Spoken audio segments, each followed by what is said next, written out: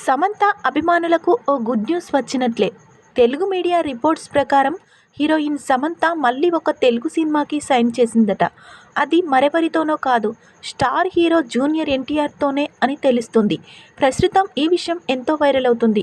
ప్రస్తుతం ఎన్టీఆర్ నీల్ దర్శకత్వంలో ఒక భారీ యాక్షన్ ఎంటర్టైన్లో నటిస్తున్న సంగతి మనకు తెలిసిందే.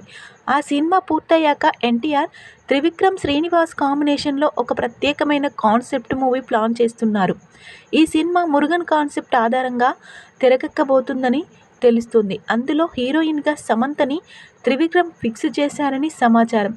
గతంలో జిగ్రా ప్రమోషన్ల సమయంలో త్రివిక్రమ్ ప్రత్యేకంగా సమంతతో మాట్లాడుతూ, మీరు తప్పకుండా తెలుగు ఇండస్ట్రీలో కూడా సినిమాలు చేయాలి, మీకు ఇక్కడ కూడా మంచి క్రేజ్ ఉందని చెప్పారు.